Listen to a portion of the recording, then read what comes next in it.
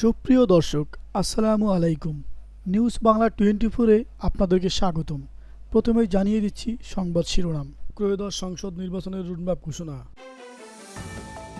জুলাই সনদ চূড়ান্তের আগে নির্বাচনী রোডম্যাপ ঘোষণা প্রতিশ্রুতি ভঙ্গের শামিল, মন্তব্য এনসিপি। পুলিশের গাড়িতে হামলা চালিয়ে আসামি ছিনতাই। নির্বাচন কমিশন ঘোষিত রোডম্যাপের প্রতিক্রিয়া জানালো জামাতে ইসলামী। পিআর পদ্ধতিতে ভোট হলে মনোনয়ন বাণিজ্য বন্ধ হবে, অধ্যাপক মুজিবুর রহমান। হামলা মামলা নির্যাতনও হাসিনার কাছ থেকে মাথা নত করিনি। এতক্ষণ শুনছিলেন সংবাদ শিরোনাম। পুরো খবর পেতে ভিডিওটি শেষ পর্যন্ত দেখুন। সর্বশেষ খবর পেতে চ্যানেলটি সাবস্ক্রাইব করুন। এবার বিস্তারিত। ত্রয়োদশ জাতীয় সংসদ নির্বাচন সামনে রেখে 24টি গুরুত্বপূর্ণ কাজকে প্রাধান্য দিয়ে রোডম্যাপ ঘোষণা করেছেন নির্বাচন কমিশনার। আজ বৃহস্পতিবার 28 আগস্ট নির্বাচন কমিশনের জ্যেষ্ঠ সচিব আখতার আহমেদ এ রোডম্যাপ ঘোষণা করেন। গুরুত্বপূর্ণ কাজগুলোর মধ্যে আছে সংসদীয় আসনের সীমানা নির্ধারণ, ভোটার তালিকা চূড়ান্তকরণ, রাজনৈতিক দল নিবন্ধন ও দেশি পর্যবেক্ষক সংস্থার নিবন্ধন চূড়ান্ত করা। ইসি আগেই জানিয়েছে জাতীয় সংসদ নির্বাচন অনুষ্ঠিত হবে 2026 সালের ফেব্রুয়ারি মাসের প্রথমার্ধে, আর তফসিল ঘোষণা করা হবে চলতি বছরের ডিসেম্বরের প্রথমার্ধে। কর্মপরিকল্পনায় গুরুত্বপূর্ণ যত বিষয় অংশীজন সংলাপ, ভোটার তালিকা প্রণয়ন, নির্বাচনের আইনবিধি সংস্কার, দল নিবন্ধন, নির্বাচনী এলাকার সীমানা নির্ধারণ, ভোটকেন্দ্র স্থাপন, পোস্টাল ভোটিং, পর্যবেক্ষক সংস্কার, নিবন্ধন, দেশি বিদেশি সাংবাদিক অনুমোদন, নির্বাচনের জন্য জনবল ও প্রশাসনিক ব্যবস্থা, নির্বাচনী দ্রব্যাদি সংগ্রহ, আইন শৃঙ্খলা বিষয়ক কার্যক্রম, অন্যান্য আইনবিধি সংস্কার, একীভূতকরণ, ম্যানুয়াল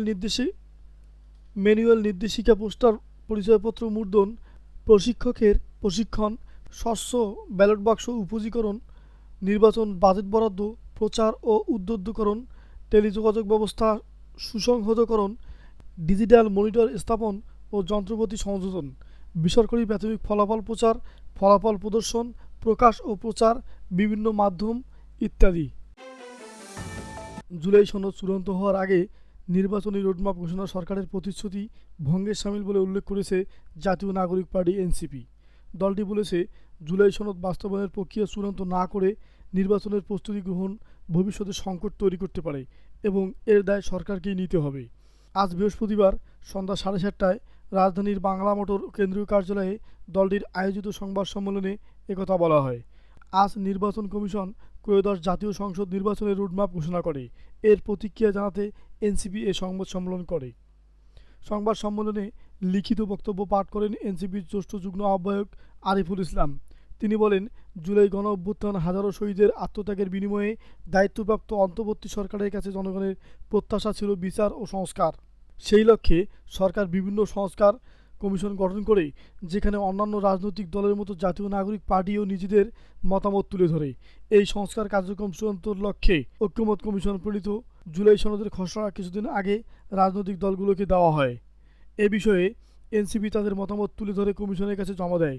যদিও জুলাই সনদের খসড়ায় সনদ বাস্তবায়নের প্রক্রিয়া সম্পর্কে পরিষ্কার কোনো রোডম্যাপ না থাকায় তাদের হতাশা করেছে। জুলাই সনদ নিয়ে আলোচনা চলাকালে প্রধান উপদেষ্টার একপক্ষীয়ভাবে নির্বাচনের সময় ঘোষণা এনসিপিকে হতবাক করেছে বলে জানান আরিফুল ইসলাম। তিনি বলেন, বৃহত্তর স্বার্থে আমরা তা মেনে নিয়েছিলাম। প্রধান উপদেষ্টার পক্ষ থেকে ঘোষণা দেওয়া হয়েছিল 2026 সালের পবিত্র রমজান মাস শুরু হওয়ার আগের সপ্তাহে নির্বাচন আয়োজন করা যেতে পারে। তবে সেক্ষেত্রে সেই সময়ের মধ্যে সংস্কার ও বিচারের বিষয়ে পর্যাপ্ত অগ্রগতি অর্জন করা প্রয়োজন হবে।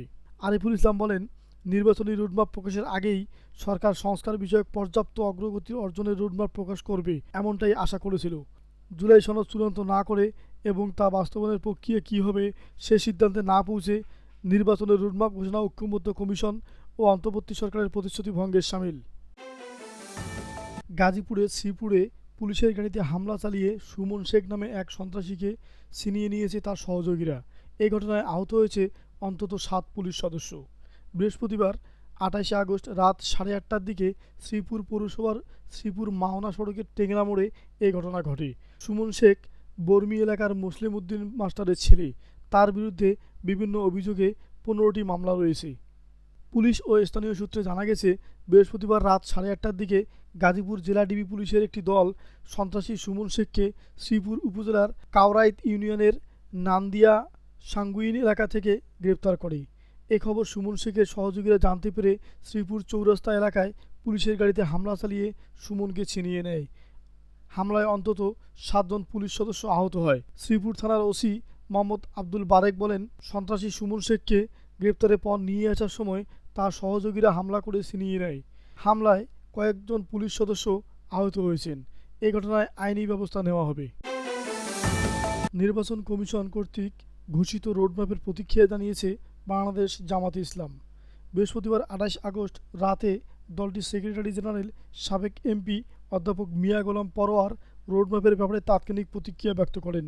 মিয়া গোলাম পরোয়ার বলেন, নির্বাচন কমিশন কর্তৃক ঘোষিত রোডম্যাপ গতানুগতিক এবং কিছুটা বিভ্রান্তিমূলক। তিনি উল্লেখ করেন যে জাতির প্রত্যাশা আগামী বছরের ফেব্রুয়ারিতে অনুষ্ঠিতব্য জাতীয় সংসদ নির্বাচন অবাধ, সুষ্ঠু ও গ্রহণযোগ্য হবে, কিন্তু কোন পদ্ধতিতে নির্বাচন অনুষ্ঠিত হবে তা এখনও ঠিক হয়নি।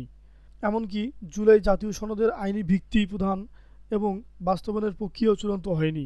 এমতাবস্থায় এই রোডম্যাপ ঘোষণা অপরিপক্ক ও আংশিক, এতে জনপ্রত্যাশার প্রতিফলন ঘটেনি।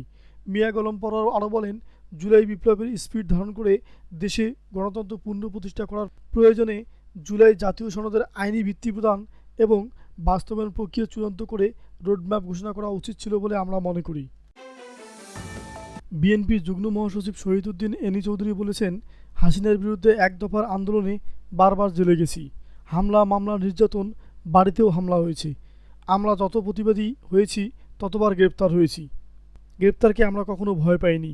আমরা হাসিনার কাছে মাথা নত করিনি। বৃহস্পতিবার 28 আগস্ট দুপুরে লক্ষ্মীপুর পৌর বিএনপির ত্রিবার্ষিক সম্মেলনে উদ্বোধনী বক্তব্যে তিনি এসব কথা বলেন। লক্ষ্মীপুর বালিকা বিদ্যানিকেতন মাঠে এ সম্মেলনের আয়োজন করা হয়। শহীদউদ্দিন চৌধুরী এনি বলেন, আমি জেলার দায়িত্ব নেওয়ার পর থেকে আন্দোলন সংগ্রামের পিক টাইম চলছিল। হাসিনার বিরুদ্ধে এক দফার আন্দোলন আমরা পুরো জেলায়, বিশেষ করে চন্দ্রগঞ্জ ইউনিটে অনেক নেতাকর্মী গুম খুনের শিকার হয়েছে, রক্তে রঞ্জিত করে দিয়েছে। তারপরও এলাকার মানুষ আমরা কেউ কাউকে ছেড়ে যাইনি। তিনি আরও বলেন, হাসিনার কাছে মাথা নত করিনি। সন্ত্রাস, অত্যাচার, নির্যাতনের পরও বীর দর্পে আমরা লক্ষ্মীপুরে চলেছি।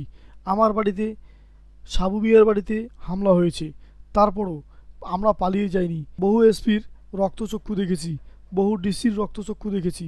গডফাদার তাহের বাহিনীর রক্তচক্ষু আমাদের কাছে সাধারণ ছিল, কিন্তু সবসময় বৃদ্ধাঙ্গুলি দেখিয়ে আমরা এই পৌরসভায় মাথা উঁচু করে আমরা নেতৃত্ব দিয়েছি। ফেনীতে বিএনপির এক নেতাকে কুপিয়ে গুরুতর জখম করার অভিযোগ উঠেছে আমজাদহাট ইউনিয়ন যুবলীগের সভাপতি নজরুল ইসলাম শামীম ও তার সহযোগীদের বিরুদ্ধে। বুধবার 27 আগস্ট সকালে এই ঘটনা ঘটে। আহত আবুল কালাম ফুলগাজী উপজেলার আমজাদহাট ইউনিয়ন ছাত্রদলের সাবেক সাধারণ সম্পাদক ও ফুলগাজী উপজেলা ইউনিয়ন বিএনপির সদস্য সচিব। তিনি ফুলগাজী উপজেলা স্বাস্থ্য কমপ্লেক্স চিকিৎসাধীন আছেন। স্থানীয় সূত্রে জানা গেছে, সম্প্রতি আজাদহাট এলাকায় একটি মোটরসাইকেল চুরির ঘটনা ঘটে।